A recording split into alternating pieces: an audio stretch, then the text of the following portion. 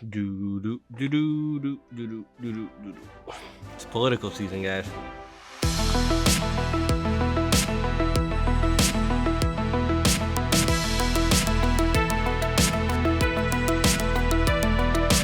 Hey guys, welcome to Last Movie Standing. Today I want to talk about one of my favorite, subgenres of movies that I don't hear many people talk about, and that is the political space, like movies set in Washington. I don't know what it is because I'm not political. I'm not left. I'm not right.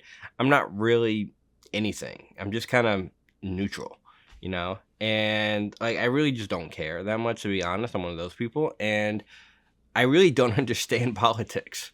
I don't at all. And it fascinates me. I think that's why I like movies set in Washington and things to do with the White House and the president. It's like Star Wars to me. It's like a whole other world that I don't understand, but I'm really fascinated with it. And today I just wanted to go through a couple of my favorite movies that I own. Now, I know these aren't all of them out there. There are a ton of other political movies that I'm not going to mention. Some I've seen that I'm just not into, and some I've just never seen. I've never seen The Conversation. I don't know if that's set in Washington. I really don't know where that's set in. Is that set in Chicago? I don't know. All the President's Men. I don't own that one. A good one that I want to own, Frost Nixon. I don't own that one, but I really like that movie. But I'm going to start off with one of my favorite White House movies ever. And that is Murder at 1600. I've been watching this movie since I was a little kid, and I've always been a huge Wesley Snipes fan. Wesley Snipes was always like the man to me, and Diane Lane I had a crush on her. But this is such an underrated movie. I think, does this have a Blu-ray? I don't know. It might have a Blu-ray. I don't think it does. It doesn't even have a Blu-ray. I think it has one in Italy, but I think it's a bootleg or something, or Spain. But not an official one. This is who did this? This is Warner Brothers. Come on, Warner Brothers. We need this on Blu-ray at least. But this was a movie I definitely saw way too young. I remember the thing that always stuck out to me was the opening credits is a sex scene with the president's son and the girl who ends up getting killed in the White House. You see her naked, and that's a little kid. When did this movie come out? 97? 97 is a great year for movies. So I was 10 when this movie came out. I probably saw this on HBO or something. Really great White House movie. Absolutely one of my favorites, for sure. The Sentinel. I don't know if I'm going to do these in order or not. Because honestly, it's been so long since I've seen this movie. I do know this does have a Blu-ray though.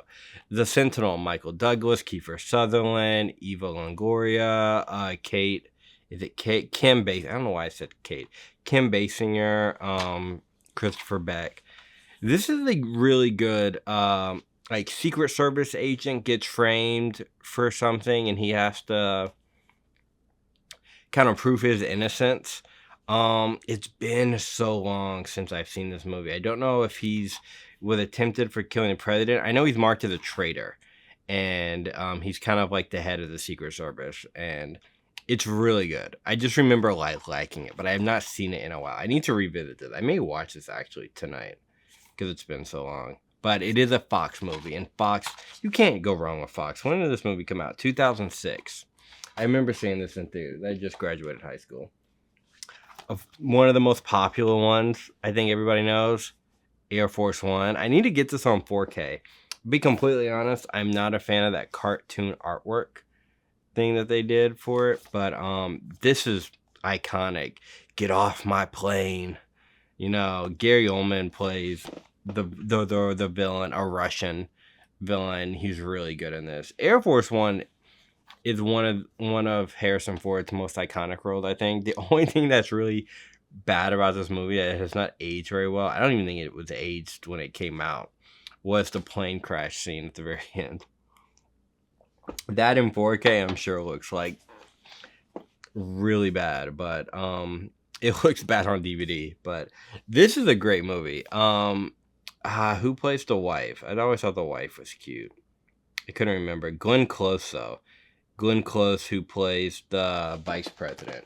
See? Progressive. Vice President, 1997. Another 1997 movie. Great year for movies, 1997. Let's switch it up. Let's go comedies. I have talked about this movie before, so I won't get too deep into it, but Welcome to Mooseport. Welcome to Mooseport is not a Washington movie, but it is about an ex-president running for mayor of a little small town in Maine called Mooseport against a plumber. This is I didn't know this until late recently. This is Gene Hackman's last movie, which I think is a good movie.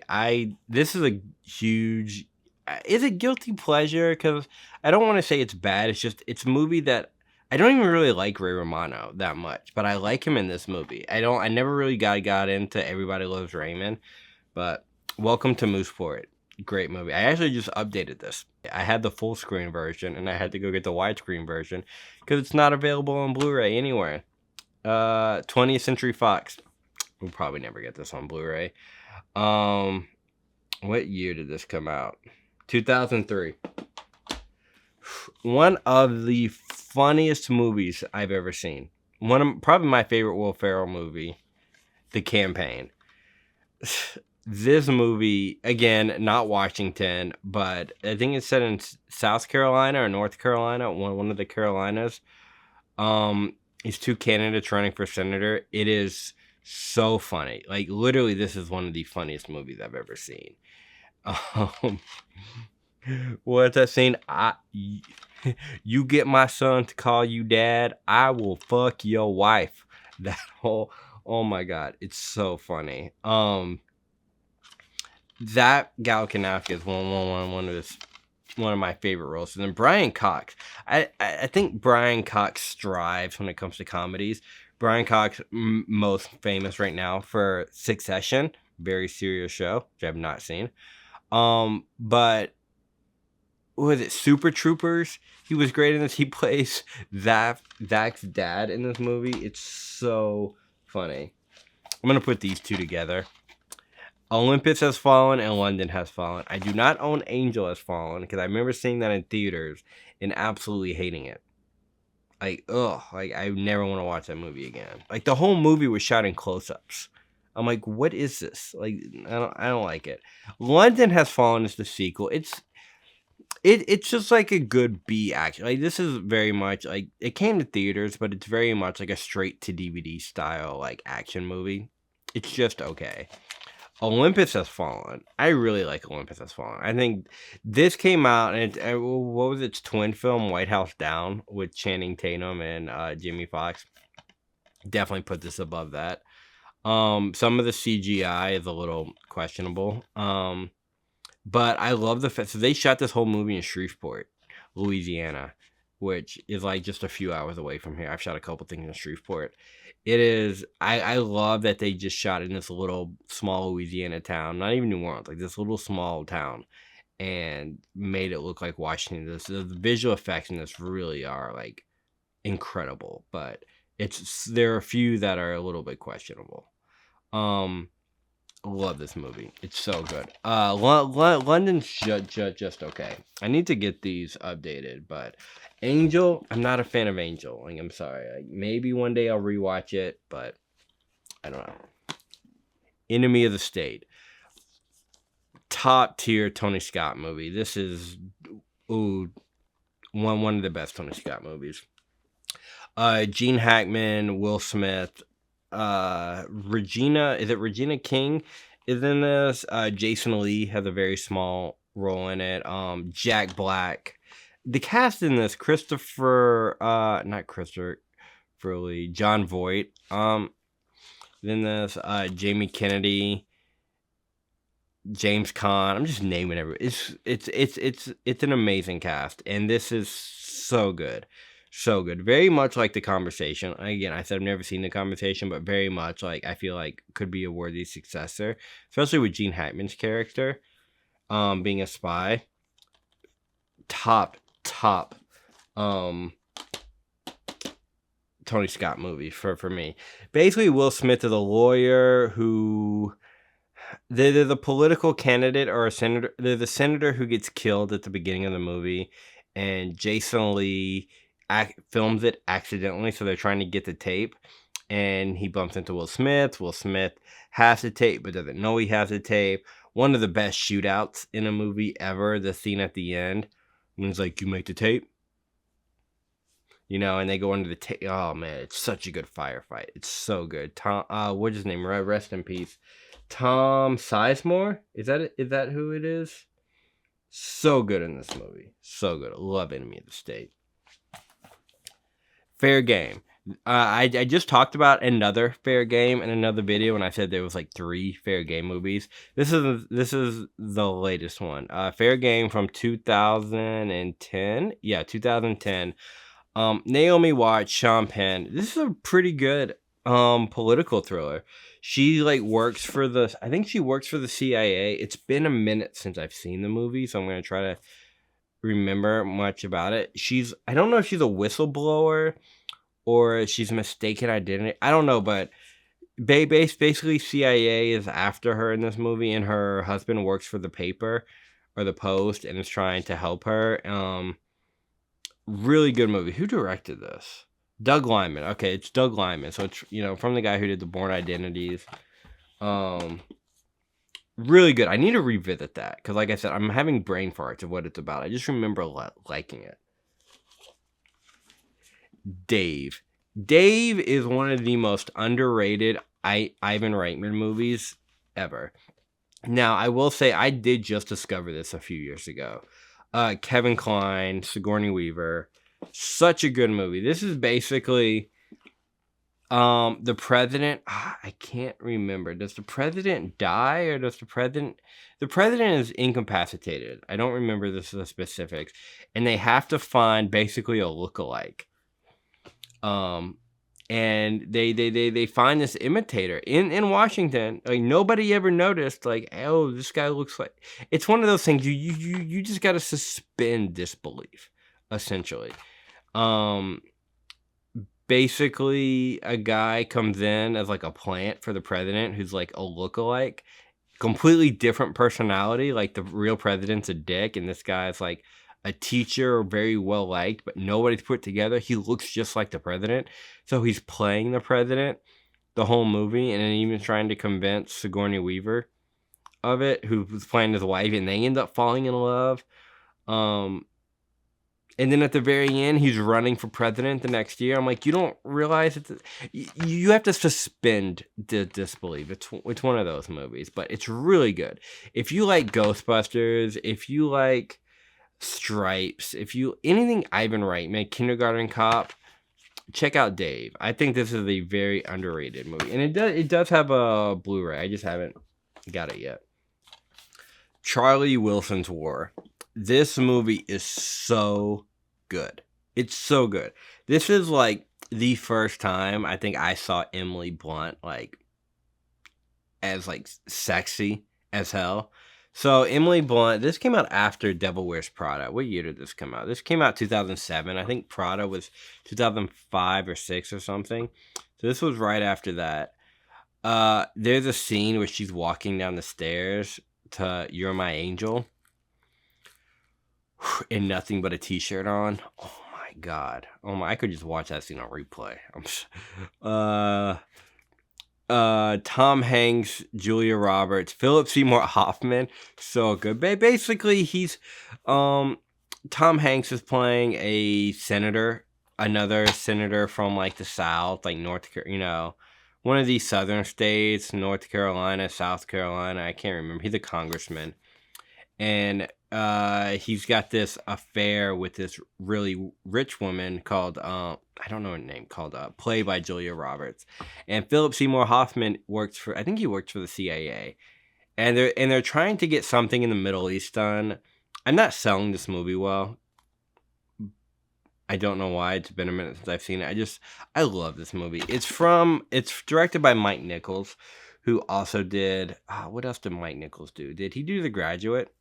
He did Closer. If you've seen Closer the movie. This movie is all about performance. It's so funny. It's so good. Very, very high recommend on this list. I know I'm not really selling it well, but if you've not seen this movie, if you love any of these actors, if you've never seen this movie, Very high recommend on this list. This next one, State of Play. Very much a political thriller. Russell Crowe, Ben Affleck, Helen Mirren, Rachel McAdams. This is from 2009. This basically follows a story of Ben Affleck plays like I think a senator or a congressman. Like I said, it's a different politics is like a whole other world. I really don't know the difference between a senator and a congressman, to be completely honest. Ben Affleck plays one of these, caught in a scandal, obviously, and it follows the reporting side. It follows Russell Crowe, very old school, does everything by paper and pen, and he has to team up with Rachel McAdams, who's very new school. She's on the on-line side, so he doesn't really like her. He thinks she's coming to take his job, kind of a thing. He's very old school, but he gets it done, and he's friends with Ben Affleck. And who has a cameo in this? Who's really good? Jason Bateman. There's a scene with Jason Bateman, like this interrogation scene in this hotel. That's so good. He plays like this coked out, like, I don't even know what he is, honestly. Jeff Daniels is in this movie. Jeff Daniels is really good in these political roles. But if you're into political thrillers, this is very high recommend. It very much reported. It follows the newspaper side, but it's a thriller nonetheless, and it's so good. These next two, I can separate the art from the artist. Like, as long as the content is good, I'm all about it. And House of Cards was Kevin Spacey's like Frank Underwood was like the biggest thing since Iron Man. You know, Robert Downey Jr. He was huge until he got canceled in this whole thing. But you can't deny his character as Frank Underwood is absolutely incredible. And this is a David Fincher produced show, so the show looks fantastic. If you're into, did my light just go out? Wouldn't be a video if the light didn't go out. David Fincher has a style, and if you're into like Social Network, The Girl with the Dragon Tattoo, if you're into his new digital style of filmmaking, you will love this show if you haven't seen it. It is on Netflix. I'm pretty sure they haven't taken it off Netflix. I only own the first 2 seasons of this. I think the first season of House of Cards is absolutely incredible. I think it's just one of the best political shows out there. Season 2 is kind of weak. Like, I just rewatched these recently because I just got these on Blu-ray. I'm gonna get season 3 just to see if it gets better. Basically, season 1, Kevin Spacey. I keep want to say Kevin Smith. Kevin Spacey plays a senator, and just working the system. By the end, he's trying to build his rank up in it, and basically by the second season's just like super crazy. So basically, first season, he's a senator or a congressman. Second one, he becomes the vice president. Until the very end, he becomes the president. And so season 3 is about him becoming the president. But yeah, second season was it has to do with China and all this extra stuff. The first season definitely had way more character development in it. But if you get a chance, definitely check this show out. If you can separate Kevin Spacey from his real life personality and just get into him as an actor, I think you will like this show. This last one is one of the most recent movies on this list, Irresistible, written and directed by Jon Stewart. What I like about it is it feels very independent. It feels very I don't want to say low budget, but you can tell it's like made with passion and love and trying to be satirical at the same time, but also something that Jon Stewart probably self-funded too at the same time. Like, it feels like that. I don't know if he did, but it feels like that. Steve Carell and Rose Byrne are so good in this movie. Steve Carell, he's an asshole in this movie, but he's funny. And Rose Byrne is so sexy. Oh my god, I love Rose Byrne in anything. And her with the blonde hair and just, there's like a sexual tension between these two that is just, it's palpable up until like the very end, you know? It's basically about these two, you know, it's a tug of war movie taking place in small town, middle America. Like these DC political consultants go to this small town because this video went viral and it's making national news, and they're trying to, I don't remember if it's like elect the mayor or something. It's some small town electoral thing. And these two are political like advisors for the campaign, and they just hate each other, and it's so funny. And there's a twist to it, which is kind of ironic. It's like they're being like spoilers, they're being played the whole movie, and when they realize it at the end, it's so great. And I don't know, it's just a funny movie. If you love Steve Carell, you'll love this movie. It doesn't take place in Washington, but the political satire of the whole thing, and knowing how involved Jon Stewart is in the political space. Because like I said at the beginning of this video, I don't really know politics. It's like politics to me is like math, like algebra 3 math, and I suck at math. So coming from Jon Stewart, I take it as he's very smart and he knows what he's talking about, and he's doing it in a very satirical way. This is coming from somebody who doesn't know politics very much and just likes watching. Basically, just watching people fight and be mean to each other. Y'all can tell me in the comments below if y'all think I feel like Jon Stewart, you either love him or you hate him. But if you're a Steve Carell fan, watch this movie. If you think Rose Byrne is a good actress, watch this movie. She's so sexy in this goddamn movie, bro. Oh my god. Political Washington, Democrats, Republicans, I don't really care. But I love movies about them. I do. I think it's fascinating. I think that whole world of politics it's intriguing and it's fun to watch. Even though I'm not involved in any of it and I don't really care. But it's a subgenre of movies that I really like and I gravitate toward. It's one of those I didn't think I would like it. It's like, oh, it's a movie set in Washington. I'm not gonna like that movie. And it's not something where I actively look it out. It's kind of over the past year I've discovered, wow, I have a lot of movies set in Washington that I like. And part of it was getting House of Cards on Blu-ray and revisiting it, because I saw House of Cards like way back when it first came out on Netflix. I think House of Cards was like Netflix's first big original show.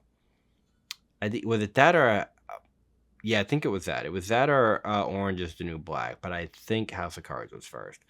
But anyway, what do you guys think? Do y'all like political movies? Are y'all very left wing, right wing? I don't want to talk politics here. We are not here to go through this. We're talking movies and physical media. And if there's any like suggestions that y'all think I might like that based off this that I've never heard of, leave them in the comments below. I am always looking for new political movies, comedies, thrillers. Hell, is there a political horror movie out there? The Purge. The Purge would be a political horror movie, wouldn't it? I don't own The Purge yet. I need to. At least Purge 1 is really good. Is that a political movie? I don't know. I'll let y'all decide in the comments below. But yeah, that's just my list of some of my favorite political movies and basically all the ones that I own.